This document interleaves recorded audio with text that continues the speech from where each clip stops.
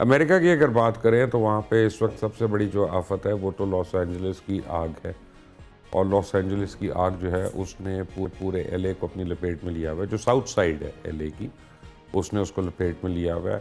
اور کیونکہ امریکہ کے اندر گھر لکڑیوں کے ہوتے ہیں، یعنی لکڑی کے بنے ہوتے ہیں اور اس طرح کے مٹیریل کے ہوتے ہیں، تو شاید عام آدمی یہ سوچتا ہے کہ یار یہ آگ کیسے لگ رہی ہے اتنے گھروں کو اور اتنی جلدی کیسے لگ رہی ہے۔ وہ جو ونڈ فیکٹر ہے وہاں پہ وہ بڑا فائر فائٹرز کے لیے ڈیٹرمنٹل ہے، اور سب سے بڑی بات ہے کہ میئر آف ایل اے جو ہے انہوں نے ابھی حال ہی میں کچھ ہفتہ پہلے 17 ملین پاؤنڈ جو ہے فائر فائٹنگ کے بجٹ میں سے کم کیے تھے، انہوں نے بندے ڈراپ کر دیے اپنے، تو اب ایل اے کے اندر تاریخ کی سب سے بڑی آگ لگی ہوئی ہے اور ان کے پاس they don't have enough adequate fire fighters. Volunteers کو وہ دے رہے ہیں $5 $10 پر ڈے کے حساب سے۔ تو اب صورتحال آج کے دن یہ ہے کہ پریزن انمیٹس کو نکال کر ان کو فائر فائٹرز کی جگہ پہ وہاں پہ استعمال کیا جا رہا ہے، تو یہ تو ایک الگ کہانی ہے۔ لیکن جو صدر بائیڈن کے ساتھ ہو رہا ہے، یعنی ان کے جاتے جاتے جو ان کی دور حکومت میں جتنی آخری 4 مہینے میں مشکلیں آئی ہیں، میرا نہیں خیال کہ کسی بھی پریزیڈنٹ کو ایک ساتھ اتنی زیادہ آئی ہوں گی، لیکن Donald Trump the president elect of United States, جنہوں نے 2025 سے اپنے عہدے کا آغاز کرنا ہے، 20 جنوری 2025 سے، انہوں نے کافی امپورٹنٹ اور کرٹیکل سٹیٹمنٹس دینا شروع ہو گیا۔ مثلاً وہ پہلے کہتے ہیں کہ میں مڈل ایسٹ کو قبرستان بنا دوں گا، دوزخ بنا دوں گا اگر یہاں پہ جنگ نہ رکی، حماس نے اگر پرزنرز کو نہ ریلیز کیا، اور اس کے بعد وہ جو ہے اسرائیل کے آبویسلی ان کو سپورٹ ہے اور وہ اسرائیل کو سپورٹ دے رہے ہیں، لیکن لگتا یہ ہے کہ وہ نیتن یاہو کو نہیں سپورٹ کر رہے۔ ایک بڑا عجیب سا لگے گا آپ کو، لیکن مجھے یہی لگ رہا ہے۔ ٹرمپ کا جو اب اصل ٹارگٹ ہے وہ تو رشیا یوکرین وار کو ختم کرانا ہے، اور اس کے لیے غالباً وہ یہ کریں گے کہ رشیا کو کہیں گے کہ جتنا تم نے حصہ رکھا ہوا ہے یوکرین کا وہ تم رکھ لو، اور اس کے بعد اب الگ ہو جاؤ اور ذرا چائنا کے ساتھ اپنے آپ کو اسٹریٹجک ڈسٹنسنگ کر لو۔ انڈیا کے اوپر بھی وہ چابی گھمائیں گے۔ جو لوگ سمجھ رہے ہیں کہ انڈیا کے بڑے اچھے دن آ رہے ہیں، ان کے لیے ذرا مشکل ہے، کیونکہ انڈیا روس سے اور ایران سے جو تیل لے رہا ہے، ٹرمپ اتنی آرام سے لینے نہیں دے گا ان کو، کیونکہ ڈونلڈ ٹرمپ بیسیکلی ایک بزنس مین ہے اور وہ ہر چیز میں 2+2 کر کے تول رہے ہوتے ہیں، اور اسی وجہ سے انہوں نے کہا کہ پینما کنال کے اوپر اب ہم نے قبضہ کرنا ہے۔ پینما کے اوپر جو 2/3 ٹریڈ ہے وہ امریکنز کا ہے، اور ان کو وہاں سے بہت زیادہ ان کو نقصان ہو رہا ہے اور ان کو بہت زیادہ ڈیلیز ہو رہی ہیں ان کے گڈز کو۔ تو ڈونلڈ ٹرمپ کا یہ خیال ہے کہ کنال ہم نے بنائی تھی، ہم نے پیسے دیے تھے اس کو بنانے کے لیے، تو ہم کو اتنی مشکلیں کیونکہ یہ ہم نے لینا ہے۔ پھر وہ کہتے ہیں گلف آف میکسیکو کو میں نے ری نیم کر کے گلف آف امریکہ کرنا ہے۔ اس کے کیا فائدے ہیں؟ اس کے فائدے تو اور ہیں، یعنی وہ میں نے کہا ایک کاروباری آدمی ہے، وہ ہر چیز کا کاروباری سینس میں فائدہ دیکھتے ہیں۔ پھر اب انہوں نے کہہ دیا کہ گرین لینڈ ہم نے لے لینا، اور ان سے ایک رپورٹر نے پوچھا کہ آپ نے اکنامکلی لینا ہے کہ ملیٹریلی لینا ہے، تو انہوں نے کہا میں کسی پاسبلٹی کو رول آؤٹ نہیں کر رہا۔ اب گرین لینڈ میں بیسیکلی گرین لینڈ جو ہے اتنا بڑا علاقہ ہے کہ اس میں آدھا یورپ جو ہے وہ اس میں سما سکتا ہے، لیکن گرین لینڈ کی آبادی جو ہے وہ 50,000 کے قریب ہے، اور صرف اس کا جو کیپٹل سٹی ہے وہاں پہ وہ ساری آبادی کانسنٹریٹڈ ہے، کیونکہ باقی جگہ پہ وہاں پہ -20 ہے اس وقت بھی ٹیمپریچر، تو پاسبل نہیں ہے کہ لائف وہاں پہ کسی طرح ایگزسٹ کرے۔ لیکن گرین لینڈ کے اندر سب سے زیادہ تیل کے، گیس کے اور یہ جو نئے اب منرلز دریافت ہو رہے ہیں ان کے ذخائر سب سے زیادہ ہیں، اور obviously امریکہ نے تو جہاں پہ تیل کے ذخائر ہوں اور منرلز ہوں، ریئر منرلز ہوں، تو وہ اس نے تو اس ملک کے اوپر حملہ کر دیا، چاہے وہ ویپنز آف میس ڈسٹرکشن کا بات کرے، چاہے وہ 9/11 کی بات کرے، چاہے کسی کی کرے، وہ ہر ملک کے اوپر جا کے وہ حملہ کرتا ہے۔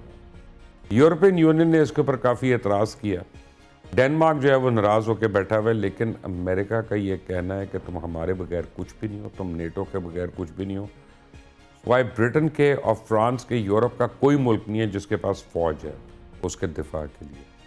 اسی طرح انہوں نے کینیڈا کو جو تھریٹس کرنی شروع کر دی ہیں وہ بڑی سیریس تھریٹس ہیں، اور کینیڈینز اس کو بڑی سیریسلی لے رہے ہیں۔ تو ڈونلڈ ٹرمپ کا اگلا 1 سال جو ہے وہ تو بہت بزی شیڈیول رہے گا، لیکن یہ جو پالیسیز اب لگ رہی ہیں یہ گزشتہ ایک ٹرم پوری ہونے کے بعد نئی پالیسیز نہیں ہے۔ میں آپ کو بتاؤں یہ لگتا ہے کہ اگلے 20 سال تک یہ ہماری زندگیوں پہ اثر انداز ہوں گی یہ پالیسیاں. پاکستان کے اوپر ان کا کیا اثر پڑے گا؟ یہ ایک بہت امپورٹنٹ کویسچن ہے. میرے ساتھ جو دو لوگ ہیں آج، وہ دونوں ماہر ہیں اپنے اپنے سبجیکٹ کے، دونوں کسی تعارف کے محتاج نہیں ہیں، اور دونوں بہت ایکڈیمکلی بڑے ساؤنڈ لوگ ہیں. شاہد احمد خان ہے، ڈیموکریٹک پارٹی سے ان کا تعلق ہے، بائیڈن ایڈمنسٹریشن کا حصہ ہیں، ابھی بھی 20 جنوری تک تو ہیں.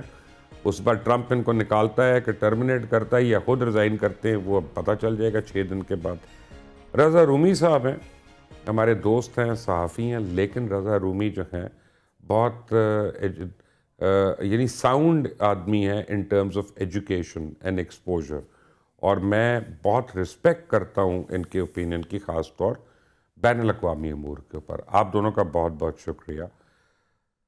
یہ جو ڈونلڈ ٹرمپ ساری باتیں کر رہے ہیں، ایونچولی ان سے پاکستان کو کیا فرق پڑے گا؟ اب بہت بہت شکریہ Mubashir Luqman sahab. It's a wonderful programme and good to be here with you in Lahore. دیکھیے ابھی تو آپ نے پاکستان کا نام تو لیا نہیں، جو ڈونلڈ ٹرمپ نے جو ساری باتیں کی.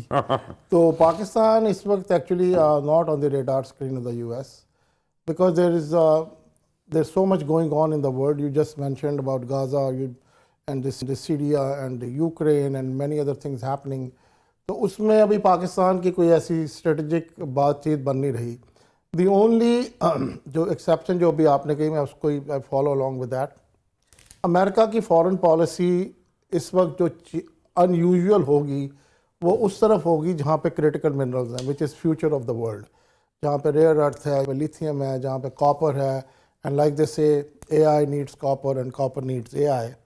تو جہاں پر وہ کریٹیکل منرلز ہیں، امریکہ کی فارن پالیسی جو کچھ بھی ہو رہا ہے دنیا میں اس خطے کی طرف یا اس ریجن کی طرف یا اس کنٹری کی طرف بالکل مختلف ہوگی.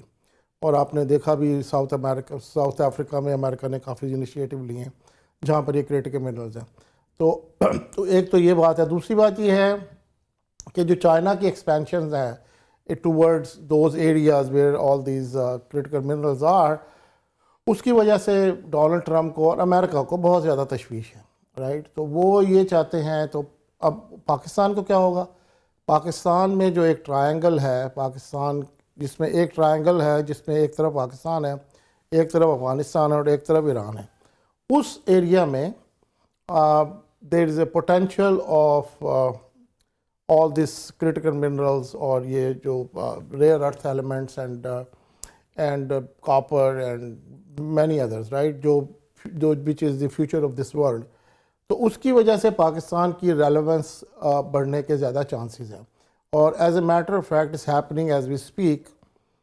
یو ایس ایمبیسی نے ایک ایمبیسی سے مطلب یہ کہ U S department of state کے ایک part of the U S department of state, department of energy, there is a department of energy, there is a department of energy which is part of the United States states department. تو انہوں نے ایک team ابھی بھیج رہے ہیں وہ which is going to use the AI and survey this area, which is happening as we speak. So which is very important for the United States. اور پھر یہ ہے کہ پاکستان کے ساتھ یو ایس کی جو اسٹریٹجک ریلیشن شپ ہے وہ بھی اور بہتر ہوگی، اور پاکستان کے ساتھ جو ان کی جو سیکورٹی ریلیشن شپ ہے. پاکستان تو آپ کو پتہ ہے انڈیا سینٹرک ہے. جی، پاکستان از اونلی کنسرن کہ یار انڈیا کو اتنے مفاد کیوں دے رہے ہو. تو وہ رشیا اور جو ایران سے تیل لے رہا ہے اس کے اوپر کوئی روک ٹوک کی امید ہے؟